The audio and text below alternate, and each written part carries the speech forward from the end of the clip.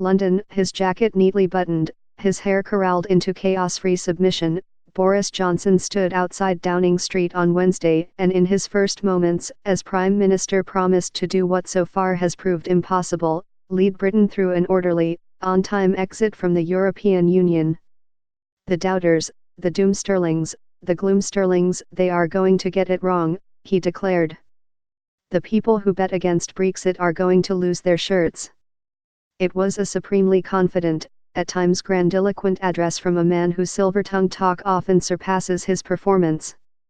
After a lifetime of joking and blustering and maneuvering his way into jobs and then sabotaging himself with poor preparation and deceitful behavior, Mr. Johnson, 55, seems determined to prove he can put aside his court jesterish ways and rise to the occasion. He seemed unbothered by the fact that he is entering office with a paper-thin working parliamentary majority at a time of deep divisions within the country and in his own Conservative Party. In his speech, he vowed to flood the streets with new police officers.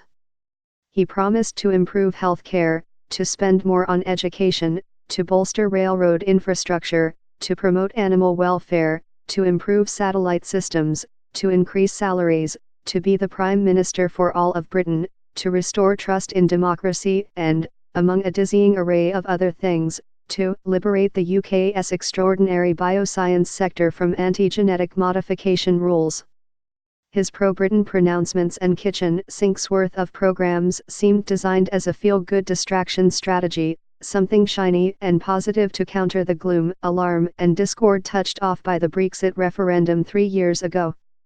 But Brexit was where Mr. Johnson's speech began and where its most serious promises lay. Above all, Mr. Johnson vowed, Britain would leave the European Union by October 31, no ifs or buts, with or without a deal setting out the terms of its departure. The British people have had enough of waiting, he said. And though later in the day he purged the old guard from his cabinet and appointed a series of loyalists and die-hard Brexiters to the newly vacant posts, it is still a mystery how he, or they, propose to carry out Brexit. Some members of Parliament, even from his own party, have vowed to prevent Mr. Johnson from allowing the country to slide into a no-deal Brexit, a scenario that Parliament has already rejected but that the Prime Minister says would be preferable to delaying further. Meanwhile, a number of cabinet ministers who served under the outgoing Prime Minister, Theresa May, resigned before Mr. Johnson took office, declaring that they could never countenance working for him. Philip Hammond, the Chancellor of the Exchequer, David Gauke, the Justice Secretary, Rory Stewart, International Development Secretary, and David Lidington, the de facto Deputy Prime Minister, had all said they would refuse to serve in a Johnson cabinet, and all were among a dozen people who resigned, or ended up being fired, over Mr. Johnson's accession. Meanwhile, the opposition parties were not very impressed by Mr. Johnson's enthusiastic promises. Boris Johnson is about to learn that there is a massive gulf between glib throwaway lines that delight the Tory faithful and the difficult decisions of leadership, Keir Starmer, who is responsible for Labour's Brexit policy, said on Twitter. And Nicola Sturgeon, leader of the Scottish National Party and First Minister of Scotland, which is pro-Europe and anti-Brexit, posted a tweet, behind all the "Make Britain Great Again" type rhetoric, that speech was rambling, blame-shifting and, to put it mildly, somewhat divorced from reality. In Europe, Mr. Johnson has been an unpopular figure ever since his days as a young journalist writing inaccurate articles portraying Europe as a wasteful, bloated bureaucracy determined to do things like enforce one-size-fits-all condoms. Nor did he make many friends as Foreign Secretary under Mrs. May, or in recent months as he maneuvered to become Prime Minister and increased the volume of his anti-Europe rhetoric. We look forward to hearing what the new Prime Minister, Boris Johnson, wants, Michel Barnier, the European Union's chief Brexit negotiator, told the BBC Wednesday. Is it an orderly Brexit, which is the choice or the preference of the EU? He continued, or is it a no-deal Brexit?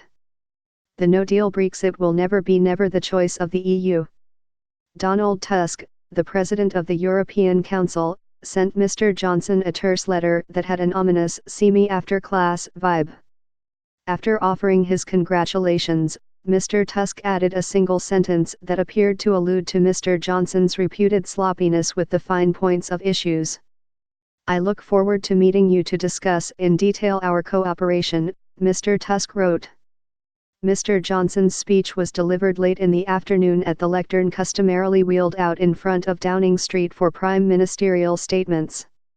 It followed a long day of the choreographed pageantry that always accompanies prime ministerial transitions. But today's events were perhaps more charged than usual, because of the crisis the country finds itself in and because the new Prime Minister himself is such a divisive figure. Mrs. May, the outgoing Prime Minister, announced in May that she planned to resign as leader of the Conservative Party. Her decision came after Parliament repeatedly rejected the Brexit settlement she had negotiated with Europe, fatally weakening her position within the party as would-be rivals began circling overhead. It also touched off the party leadership battle that Mr. Johnson eventually won, allowing him to accede to the Prime Minister job. By tradition, Mrs. May remained in office for the early part of the day. After a final lunch with her husband, Philip, at 10 Downing Street, she made a short statement to the news media. "Stop Brexit," someone shouted in the background. "I think not," Mrs. May replied. Mr. and Mrs. May were then driven to Buckingham Palace so she could offer her resignation to Queen Elizabeth. They left. Then Mr. Johnson, whose limousine was briefly blocked by protesters, arrived and also met with the Queen. By custom, she invited him to form a new government, and by custom he accepted. That procedure is known as kissing the hand of the monarch, in the old days a sign of personal loyalty. Prime ministers no longer literally have to kiss any body parts to take office. The Queen, now 93, took the throne in 1952, when she was 25 and Winston Churchill was the Prime Minister. Mr. Johnson is the Queen's 14th Prime Minister, tying the record set by King George III between 1760 and 1820. In Mrs. May's last big political appearance as Prime Minister, presiding over the weekly ritual known as Prime Minister's Questions, she was exposed Wednesday to a range of thoughts not only about her outgoing premiership, but also about the incoming one of Mr. Johnson. Statements to the Prime Minister in question time take the form of questions, and on this occasion some were designed to try to prod or trick Mrs. May into criticizing Mr. Johnson. She didn't take the bait, not even when Jo Swinson, the first woman to become leader of the opposition Liberal Democratic Party, rose with a particularly pointed query. "Can I ask the Prime Minister," Ms. Swinson said, "what advice she has for women across the country on how to deal with those men who think they could do a better job but are not prepared to do the actual work?" Megan Specchia contributed reporting.